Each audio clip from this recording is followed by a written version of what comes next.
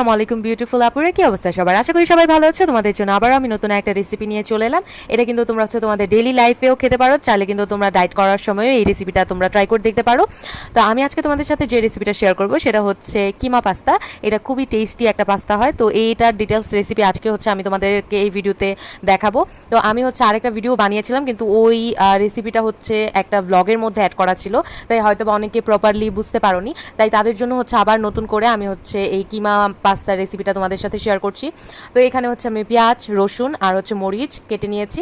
আর এখানে আমি মাংসটাকে ব্লেন্ড করে নিয়েছি। আমি মুরগির বুকের মাংস নিয়েছি।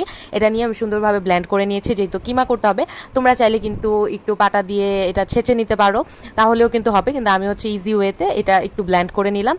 তো একদিকে আমি পানি বলক আসার জন্য সাইডে রেখে দিয়েছিলাম। যখন পানিটা জাল হয়ে যায়, ওইটার মধ্যে আমি আমার পাস্তাগুলো দিয়ে দিই। এখানে আমি দুই টাইপের পাস্তা ইউজ করেছি, তোমরা চাইলে যে কোনো এক টাইপের পাস্তাও ইউজ করতে পারো। আর সবচেয়ে ইম্পর্টেন্ট কথা আমি যেহেতু ডায়েট করছি, তাই আমি এই পাস্তাটার মধ্যে কোনো রকম তেল ইউজ করিনি। মানে সিদ্ধ করার টাইমে তেল দেওয়াটা দরকার থাকে, কারণ না হয় পাস্তাগুলো একটু লেগে যায়। তো আমি কিন্তু আজকে গরম পানিতে কোনো রকম তেল ইউজ করিনি, শুধুমাত্র অল্প পরিমাণে লবণ দিয়ে আমি পাস্তাগুলো সিদ্ধ করে নিয়েছি। আর এখানেও তোমরা যদি খেয়াল করো তাহলে দেখতে পারবে যে খুবই অল্প পরিমাণে ছোট্ট এক চা চামচের মতো আমি এখানে তেল নিয়ে নিয়েছি। তো এই তেলের মধ্যে আমি আমার যে রসুন কুচিগুলো কাটা ছিল সেগুলো একটু ভেজে নিব। একটু ভাজা হয়ে গেলে এটার মধ্যে আমি অ্যাড করে দেব পেঁয়াজ কুচি আর মরিচ। তো এই পেঁয়াজ কুচি আর মরিচটা যখন একটু নরম হয়ে আসবে, ওই মোমেন্টে এখানে আমি যেই মাংসগুলো কিমা করে রেখেছিলাম সেগুলো ইউজ করব। আর হ্যাঁ, তোমরা চাইলে কিন্তু তেলটা একটু বেশি দিতে পারো। তেল একটু বেশি হলে খেতে আর একটু টেস্ট হবে। যেহেতু আমি ডাইটিংয়ে আছি, তাই আমি এত তেল এখানে ইউজ করতে পারলাম না। তো আমি এখানে মাংসের কিমাগুলো দিয়ে নিলাম। যেহেতু এক হাতে মিক্স করা যাচ্ছিল না, তাই আমি আবার সুন্দরভাবে এই কিমাগুলোকে ছাড়িয়ে তারপর আবার ভিডিওটা করেছি। তো দেখতেই পাচ্ছ, তোমরা যদি চামিচ দিয়ে একটু ভালোভাবে মিক্স করো, তাহলেই দেখবে এই মাংসগুলো একদম আলাদা আলাদা হয়ে যাচ্ছে। তো আমি সুন্দরভাবে আলাদা করে নিলাম মাংসগুলোকে, দেখতেই পাচ্ছ।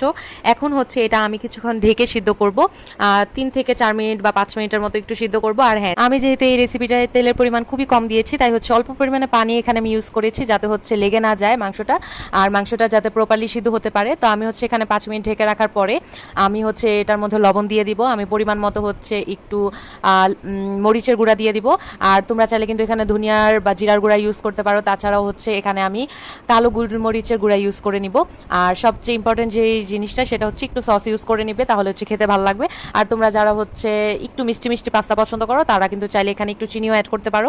তো এই সব কিছু একসাথে মিক্সড করে আমি এটাকে আবার একটু ঢেকে নিব, যতক্ষণ না পর্যন্ত এটার পানিটা শুকিয়ে যায়। পানিটা শুকিয়ে যাওয়ার পরে এখানে আমি ইউজ করে নিব দুধ। আমি কিন্তু এখানে গরুর দুধ ইউজ করেছি। তোমরা কিন্তু চাইলে পাউডার মিল্কটাকেও পানিতে খুব সুন্দরভাবে মিক্স করে এখানে ইউজ করতে পারো।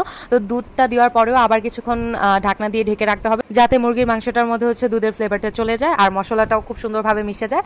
এখানে যখন দুধের পরিমাণটা একটু কমে আসবে, তখন এখানে পাস্তাগুলো আমরা ইউজ করব বা দিয়ে দিব। আর যেহেতু পাস্তাটা খুব সুন্দরভাবে কুক করা ছিল, তাই আমরা দুধের পরিমাণটা একটু কমিয়ে তারপরে ইউজ করেছি পাস্তাগুলো। তোমরা কিন্তু চাইলে পাস্তাটা একটু কম সিদ্ধ করে এই দুধের মধ্যে দিয়ে একদম ফুললি সিদ্ধ করতে পারো, সেক্ষেত্রে কিন্তু টেস্টটা একটু বেশি ভালো হবে। তারপরে তোমরা তোমাদের পছন্দ মতো ঘনত্বে যখন চলে আসবে বা ভারী হয়ে যাবে, তখন তোমরা নামিয়ে নিতে পারো। এখন এই পাস্তাটা আমি একটা বাটিতে সার্ভ করে নিব। এই পাস্তাটা খেতে খুবই মজা হয়, তোমরা কিন্তু ট্রাই করে দেখতে পারো।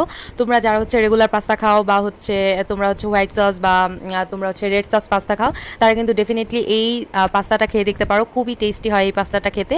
আর তোমরা যারা ওয়েট লসে ট্রাই করছো, তারাও কিন্তু এই পাস্তাটা খেতে পারো। আর হ্যাঁ, তোমরা কিন্তু চাইলে এখানে চিজও ইউজ করতে পারো, কিন্তু আমি কোনো রকম চিজ এখানে ইউজ করিনি। আর এই পাস্তার সাথে ঠান্ডা ঠান্ডা এক গ্লাস পানি।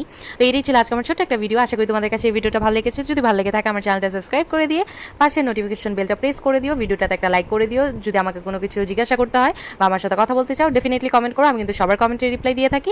তো আজকে এই পর্যন্ত, অন্য কোনো ভিডিওতে আবার দেখা হবে। সেই পর্যন্ত সবাই ভালো থাকো, সুস্থ থাকো। আমার জন্য অনেক বেশি দোয়া করো। আল্লাহ হাফেজ।